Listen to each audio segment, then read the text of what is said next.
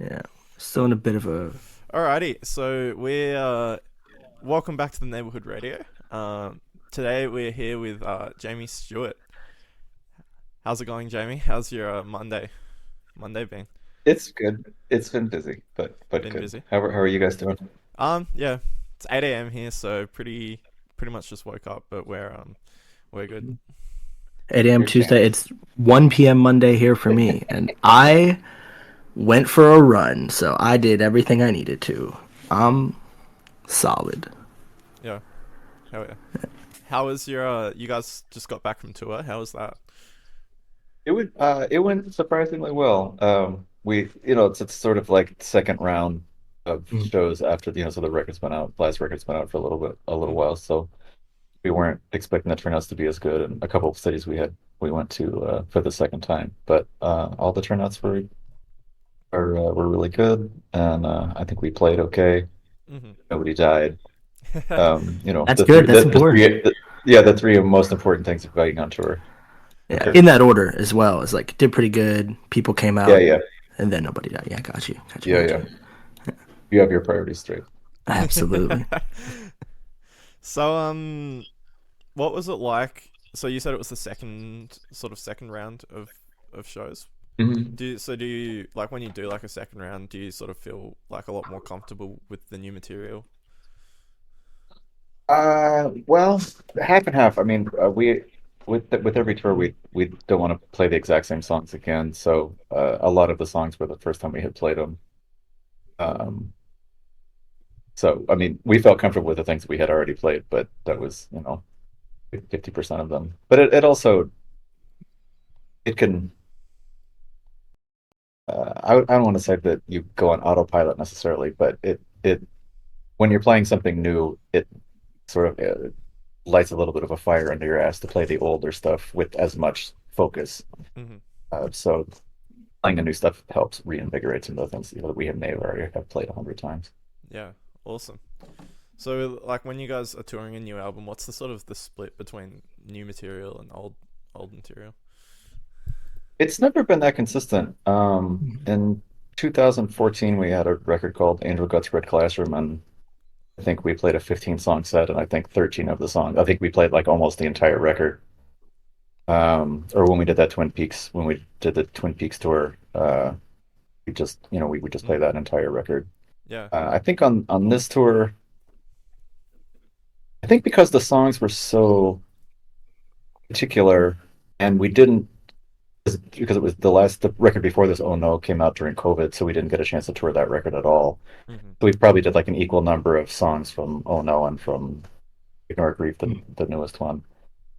Probably normally we would have done maybe like a third of the set would have been from the new record and the rest older stuff, but it was kind of half and half between the two most recent records, Yeah. and then a bunch of the stuff from before. Yeah.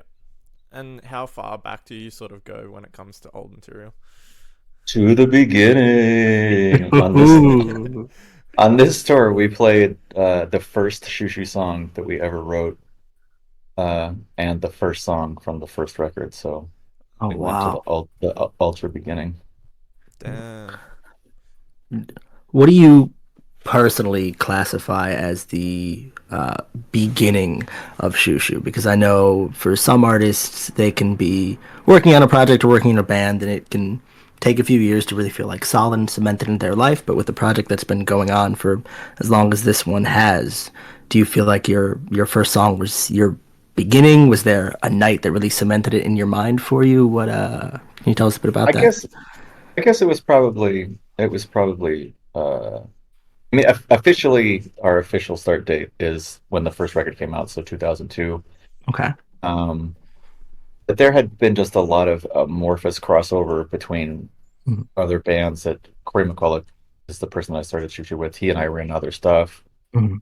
that kind of morphed its way into becoming Xiu Xiu, but wasn't necessarily declared as Xiu Xiu at the time. So the actual beginning is a little amorphous. So just to make it a little bit tidy, we'll say that.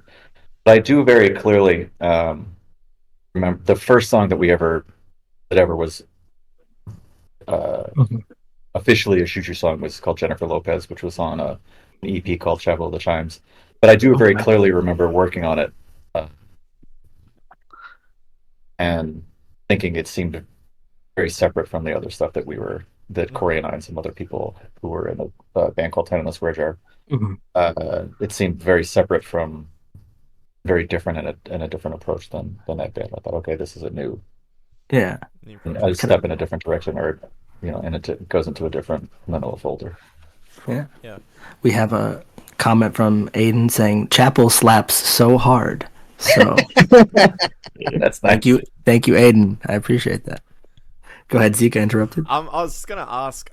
So obviously, since starting Xiu Xiu, there's been quite a number of lineup changes over the years. I was wondering if it becomes like what it's like to consistently sort of execute your vision, but with such a range of different collaborators like coming in and out over the years. It's a mixed thing. The live situation is kind of a pain in the ass, Mm, just because it requires rehearsing and getting to know how to play with a whole new set of people. Which, I mean, almost never does a band sound good in their first couple of years. And a yeah. lot of some of the lineups lasted all of one tour. Mm, Um, but the current one has been around for a couple of years with David Kendrick, and I mean, Angela's been in. I mean, she's been in the band since 2010, but has just been able to tour sporadically. But now she's fully back in, which Mm-hmm. I'm really happy about as a touring and recording member.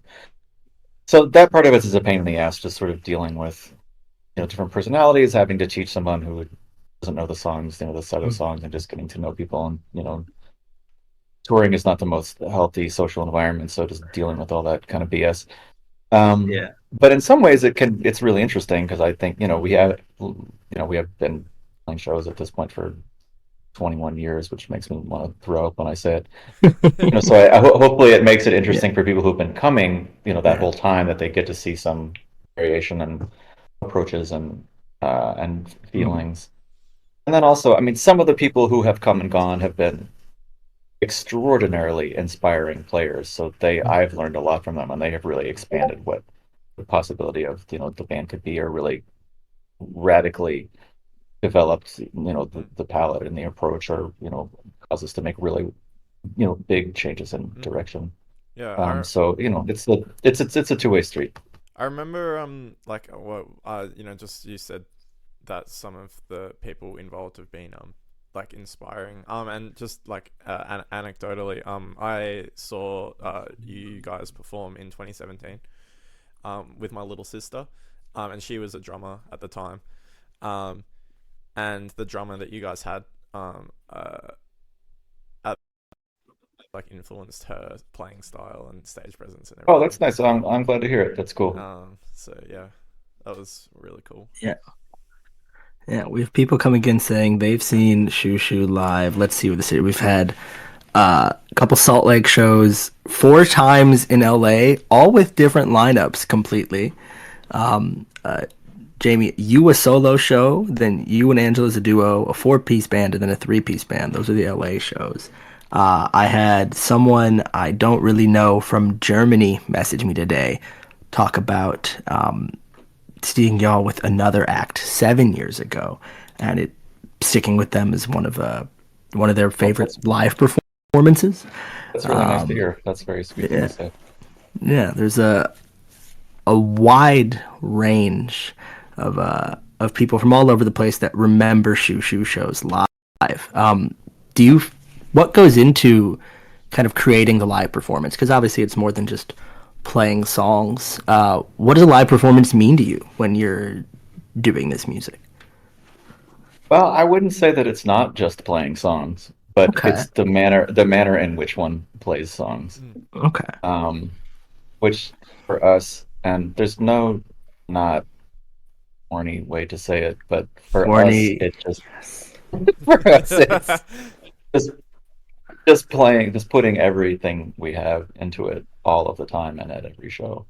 Hmm. Um, the people who've lasted one tour had a tendency to, or phoning it in was acceptable to them.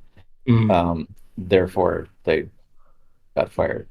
Yeah. Um, uh, So I mean, we rehearse a lot. The songs are not technically difficult to play, but the arrangements are usually incredibly intricate. There's a lot of, for lack of a better word, subtlety to the arrangements.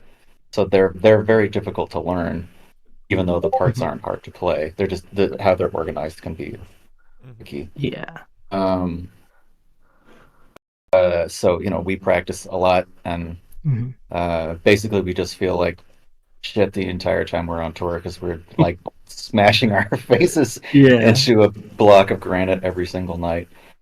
I That's mean how you that's give it that's your all, you know?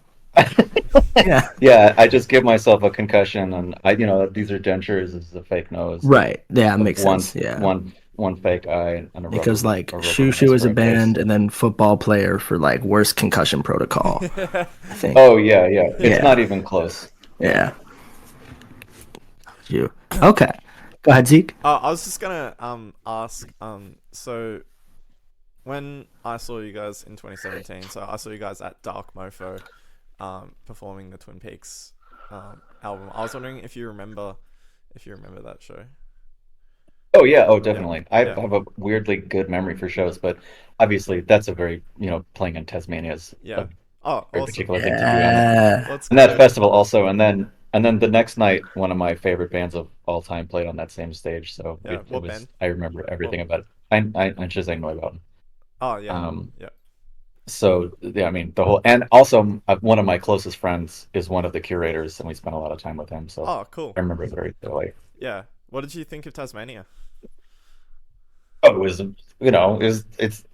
it was incredible. I mean, obviously, it's a totally singular place. We did have a chance to walk around in nature a little bit, and, Yeah, and as a nerdy nature goth, there's some things there that I had never seen anywhere else on Earth. So yeah, it was quite moving. yeah. Awesome. Yeah, If you're, no, I was yeah, that was such an awesome show. Like I still vividly like remember it. I was only 15 or 16, Oh, I think. thanks. But Thank yeah, it you. was awesome. Thank yeah. you. Okay, we have viewer questions flying in. Oh my Lord. Okay. All right, Zeke, I'm gonna pick them at random. Okay. I'm gonna start with got no questions. Just hope y'all are doing well today. That's a good question. How do you feel about that? I hope you are doing well as well. Fielded like a champion. um Um, go ahead, Zeke. I was gonna say, we have someone who's asked, how do you guys decide on what approach you want to take on your albums? But for example, how Forget was abrasive pop, or deciding to cover the Twin Peaks soundtrack, or so on and so forth. Uh, so let's see. It's kind of a long answer, and I'll try to have it be concise. Mhm. Um, From the time we st this is all right, this is going Yes, to be ridiculous. From go the for time it. we started the band with the first record, which was Night Play, until about 2012, that record was called Always. Um, we just basically wrote 10 or 12 songs, and that was the record. Hmm. Mm. And in 2012, John Congleton, who's a friend of mine and a superb record producer and Mhm. mixer, was mixing that record. And he said, "Oh, for this next record, you should do a record that sounds like Suicide." And it had never occurred to me to like have an idea about what the record would be before Yeah. we did it. Um, and so that was to like it determine or come up with very, very specific parameters before beginning something. Mhm. Um, and that record became Angel Guts for a Classroom, and it wasn't only. I mean, if you listen to it, it's very clearly deeply influenced by Suicide and a couple other bands, and we also had some other very specific parameters. But since then, we have really appreciated that approach, and I kind of think of everything from 2002 to 2012 as sort of chapter one, and everything from 2004, Mhm. maybe 13, because we did that Nina record, which was a sort of transition thing. From 2014 until now is before we before we really, really knuckle down on a record, we generally have a clear idea about what it's going to be. We might do some sketches and fuck around with a lot of stuff, and kind of hope that the goddess of music will sort of pour the idea about what the record is going to be into our minds. But Mhm. um, before any major decisions are made and any real genuine recording is done, we'll come up with some pieces as to what some things are going to be. But there's not, other than the Twin Peaks record, there really wasn't any there. We try not to have there be any conscious deciding into it. We try just to, like I said, to sort of Mm-hmm. let it come from space, let it come Yeah, from the muse, and then it will eventually, and there's no way to say this without seeming like a total tool, but there's, please do. it just, it feels like, okay, this is the answer. Yeah, And Angela and I will usually talk about it. Um, and sometimes maybe we get like we have like 25% a bunch of sketches, but nothing is really finished. And maybe be at that point and we see what it's turning into, and we go, okay, it seems to be becoming this. Do we want to have the record be approached this way, this way, this way, this way, and this way? And that's the sort of parameters that it will be. Mm-hmm. Um, but it's just a lot about trying to get out of the way about what it's developing, but also to be very observant as to what parts seem to be coming back and what parts seem to be interesting and what parts seem genuine.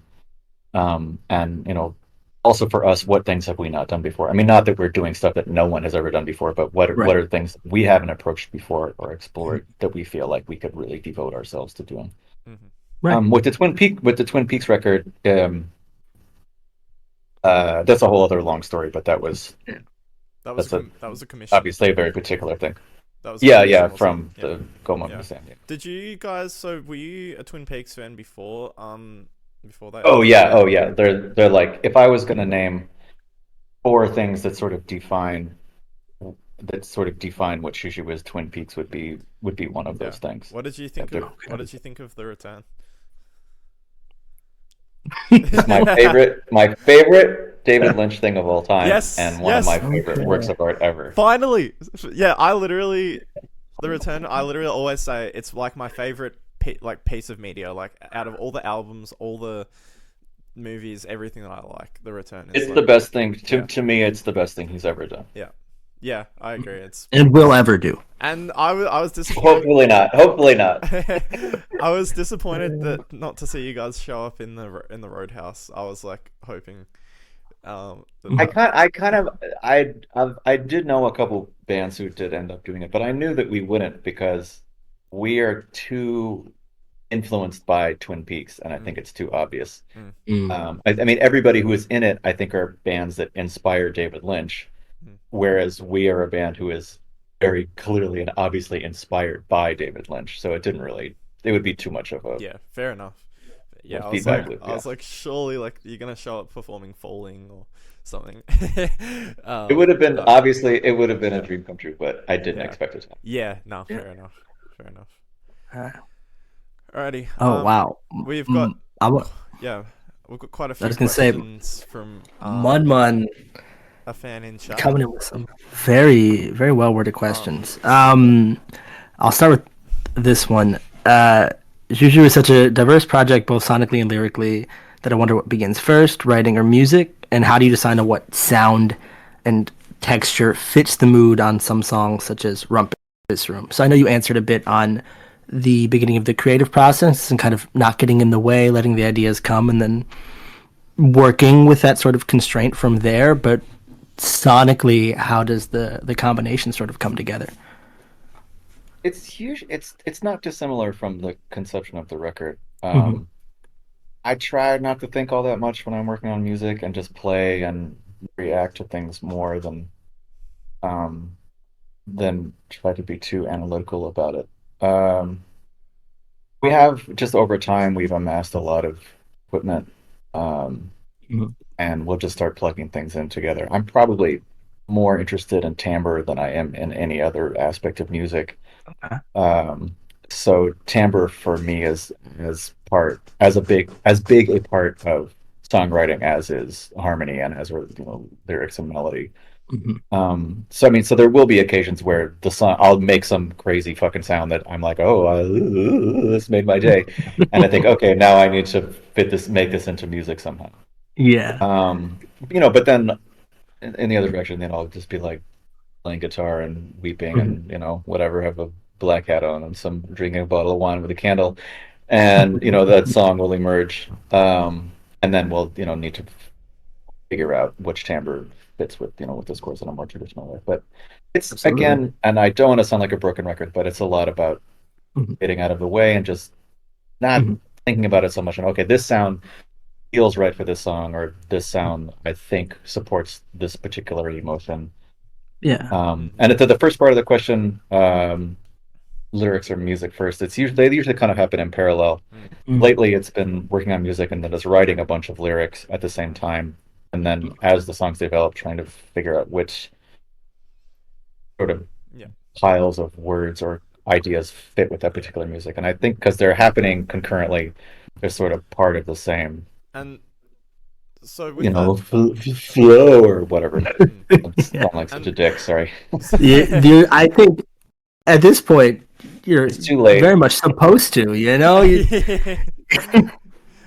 so with that process, so obviously with Ignore Grief, that was the first record I believe where Angela had half the songs vocally. Oh yeah, yeah. She sang on. She's done some kind of backing vocals, and she sang. Yeah, We did a duet on yeah. two other records, but this is she Mm. sang full And on for half this. This is the so first time, yeah. so how did how did having her be a much more prominent voice on the record, did that change that process much at all? Like how did that? Oh, it certainly changed how the vocal parts were written. I mean, Angela has a very particular singing style, um, and so we definitely had to figure out a way to write vocal parts Mhm.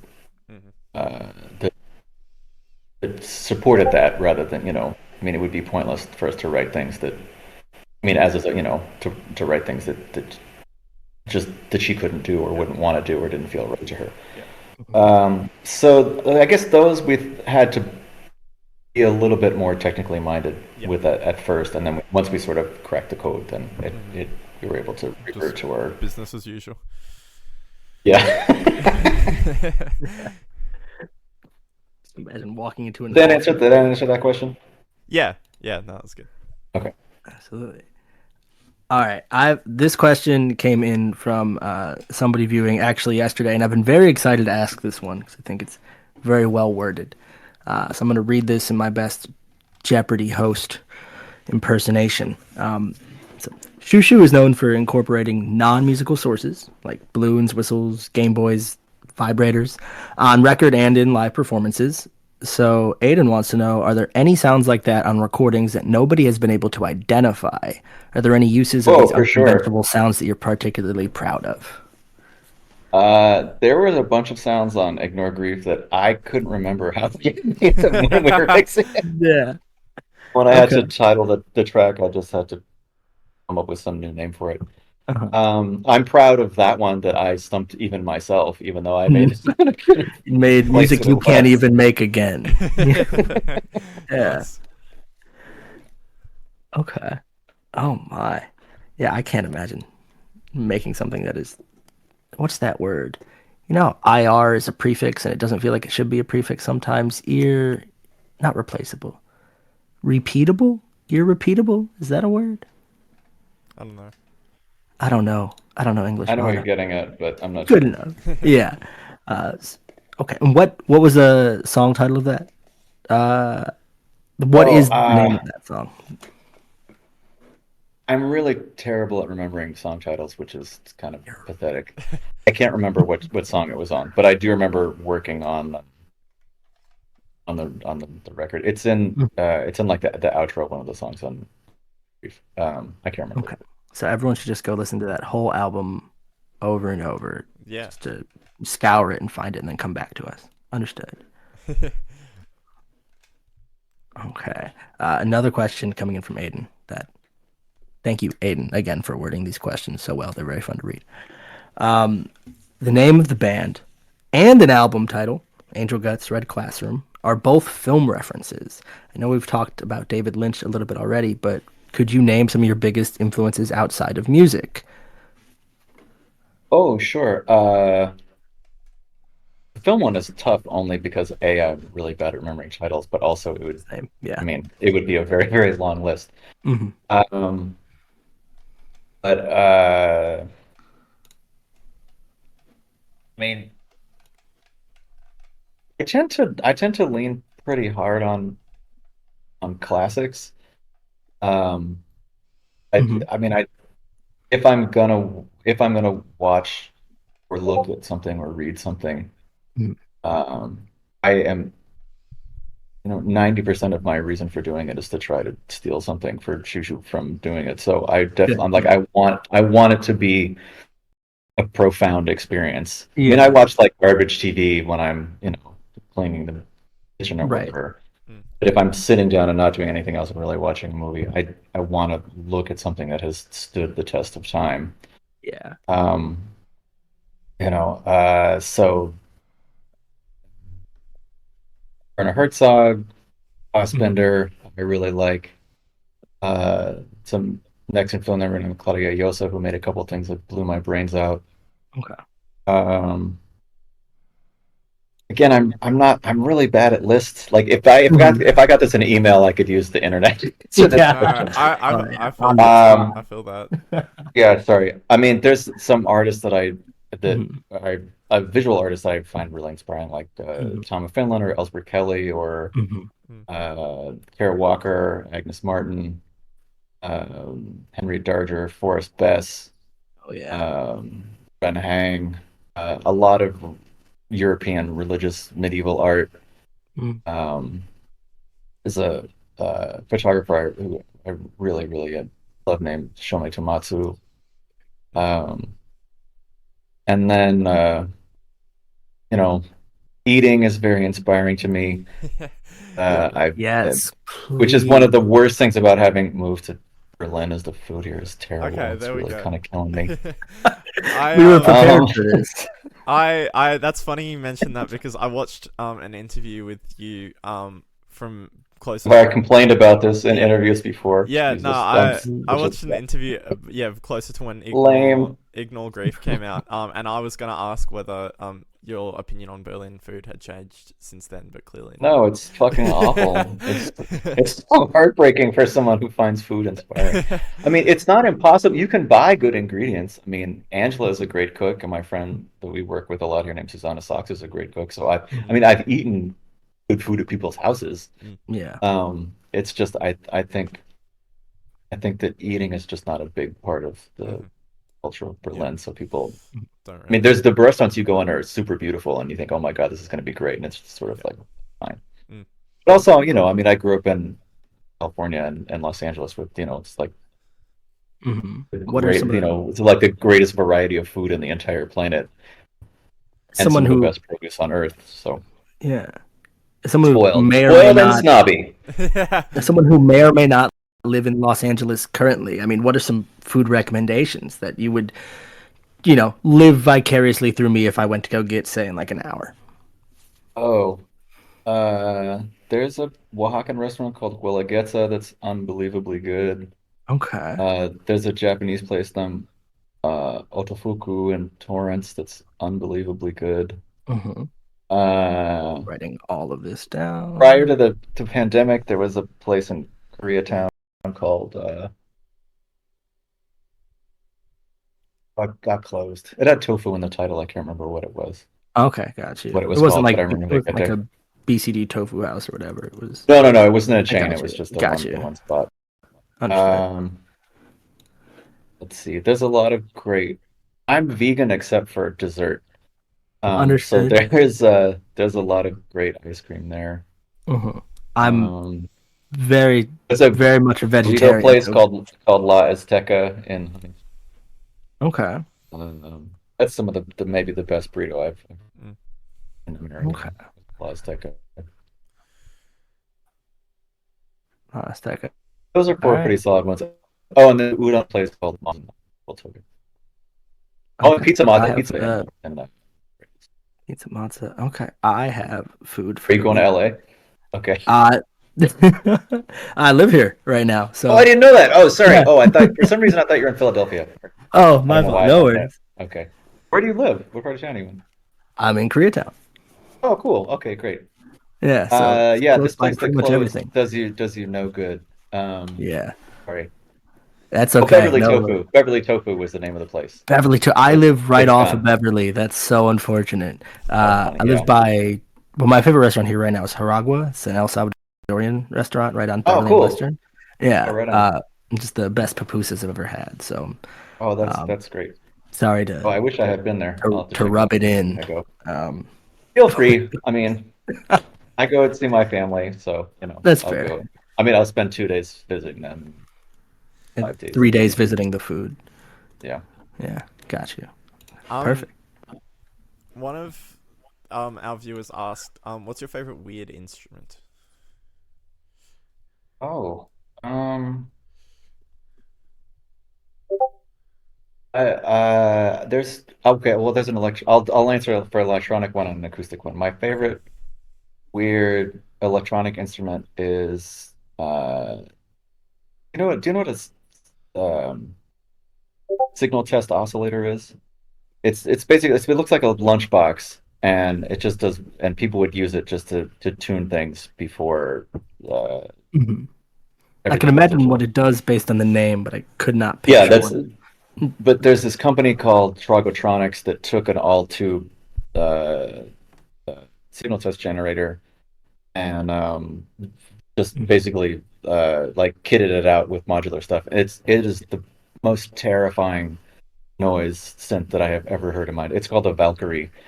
Um, it's completely unpredictable and Mhm. actually it's unnerving to work with. Mm. It like the sounds are so kind of grating. Um, and I- also in the I've probably said this 10,000 times in interviews because I'm so excited about this thing for the rest of my life. In the directions it says do not leave it unattended because it could catch on fire and do not open it because it could kill you. um, Yeah, I just put a picture of it in the chat here. It just oh good, like it okay. looks like a space heater with a couple dials on it. Yeah, yeah, yeah. That And then probably, yeah, it's they aren't cheap, but it's worth every penny. yeah. And then probably for acoustic thing is I really like hunting calls and kind of duck calls and just like different animal Mm. Mhm. like bird whistles and things like that. Just they if you blow on them too hard, they tend to be really unusual, and if you pitch shift them, they become kind of an unnameable sound. So. Neat. Yeah. So I guess a follow up question from that from a different viewer is what's your least favorite instrument you've ever used on a project? Oh, I mean, if it was my least favorite, I wouldn't have used it. There it is. Yeah. What was that? Sorry, my I mean, audio there's. cut out. Oh, so I mean, if I don't like it, I probably wouldn't use Oh it. yeah, yeah, true. I don't know. Like, I can't think of anything has that there like ever been made it into a anything record that that we would have you kept. so there's not been anything that you've like been thought it would be a good idea to use it, but then you've tried to do it and you've been like, nah, like fuck this. Oh, sure. Oh, the recorder. Yeah. Like I've tried again and again because I like Baroque music a lot. hmm And I think in that context it sounds beautiful, and well, I mean, we might have used it in like a fucked up way and like pitch shifted it, but like I've tried to play regular melodies on recorder, and it just always sounds Mm, a hmm little too like the Renaissance fair. There's just no getting away from the association. yeah. Yeah. And I know with I could probably do like three more questions if that's okay. Yeah. perfect. Um Okay. so we got a question from a viewer called Army. They were just wondering what's been influencing you musically at the moment. I don't know if it's really influencing me, but I've been listening to. I don't listen to a ton of records. I'll just listen to the same stuff again and again usually. Hmm. Um, I've been on this like a 60s Muddy Waters, Howlin' Wolf, Slim Harpo kick a lot. That's kind of all I've been listening to. I mean, we would never play anything like that ever, but the Yeah. playing is so great and the grooves are so great. hmm Um, yeah, just kind of like chess records, 60s blues mostly as of late. But again, I mean, maybe it's influencing some feel or something like that, but Yeah. Mm. um, Influence is it's almost never certainly like direct. yeah. hmm I'm not sure hmm as Uh, well. staying in the area of sound, We have our final Aiden question. Aiden, again, thank you for these questions. I love the wording. They mentioned that the album Unclouded Sky includes a mix of field recordings that you captured in, I believe, Guyana in 2011. Do you have interest in producing another record that incorporates field recording so heavily? And if so, is there like a place in the world that you want to go record some environmental Oh, I mean, sounds? I would love to do that. We did use a whole lot that were recorded by another Koreatown resident, a fantastic artist named Ian Wellman. Okay. Um, Shout out Koreatown. we used a lot of field. He made a lot of field recordings specifically for Ignore Group that we used on that record. Okay. I mean, they're not featured as prominently as they are, and they're Mm. kind of they're throughout the record. His records are spectacular. If you are interested in extended technique use of field recordings, Ian Wellman, I cannot say enough good things about. He's a wonderful, wonderful artist. Understood. Um, I mean, I would go anywhere to record anything. I mean, traveling and recording things are my two favorite things in the world. I mean, Awesome. I'd go to Ohio to record something. I mean, I'd go wherever. I mean, it wouldn't be my first choice, but Yeah. I mean, if the opportunity came up, if someone said, "Hello, we would like an audio documentary done on Columbus, Ohio," I'd do it in a Mhm. heartbeat. Hmm. They have some great industrial noise. Undoubtedly. Yeah. Okay. Anywhere in the world. I mean, I wouldn't. Yeah. Okay, but if I could pick, You could which pick. is what the actual question was, I guess as deep in the ocean as I could possibly get without being crushed by the pressure, if that was possible. Hmm. In this world, it is. We're gonna make that possible just for you somehow in this I have hypothetical to tell situation. you about something that Ian Wellman did. He lives, Yes. unfortunately, I don't know if he still lives there, but I went to his house and Mhm. he lives in sort of an older house, and they had a really bad termite problem, and the termites were crawling out of the walls, and he just started recording the termites as they were crawling out of the walls while they were eating his house at the same time. But then he turned it into a record. Oh So, my. just a testament to his his willingness to throw down. Absolutely. While the safety and structure of his house crumbles around him, he will still make. We have his Yeah. Bandcamp linked in the chat as well for Oh, good. anyone here who wants to go check it out. I will be checking out Ian Wellman after this. All right, Zeke. I'll field the you sent the email. I'll field the final question to you. Um, It's all yours. I guess my question.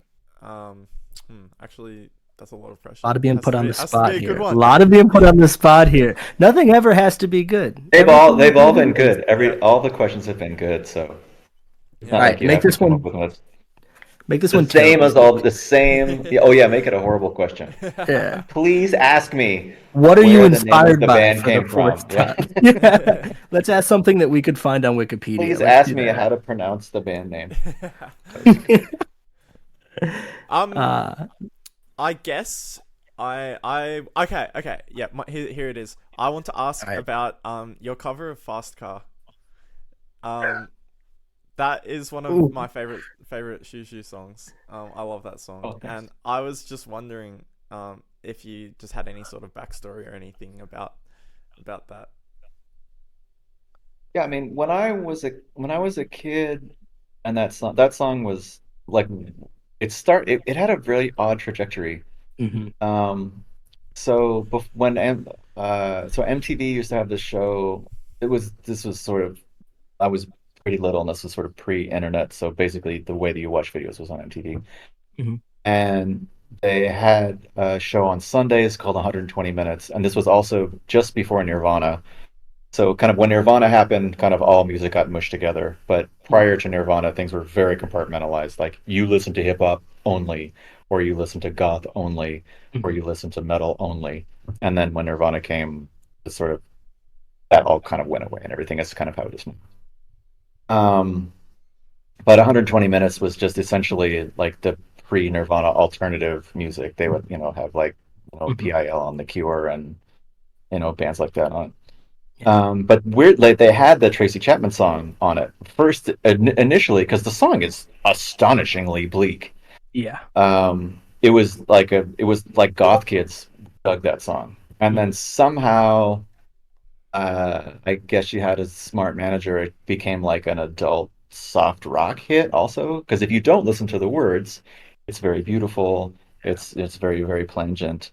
It has, it goes from point A to point B very predictably. And I mean, I don't mean that as a criticism. Like it has this, Right. you know what's coming next because it's written in a very craftsperson-like way. Mhm. So initially I had heard it as a very young person, and I was, the lyrics just talk about shitty things happening. The end.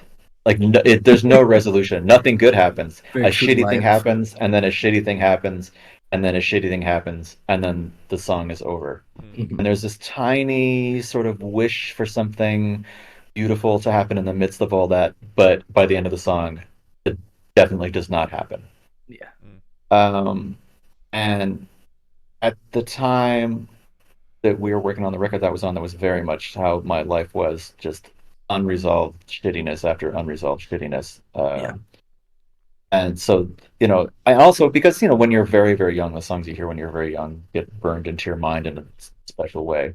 So Mhm. that song had always just been a big part of my, kind of nascent musical consciousness. And because of that, it's something I never did forget. And then that song began to, as my life became almost unbearable, that song made more and more sense in a very direct and visceral way. Mm. Yeah. So it made sense for us to try to cover it.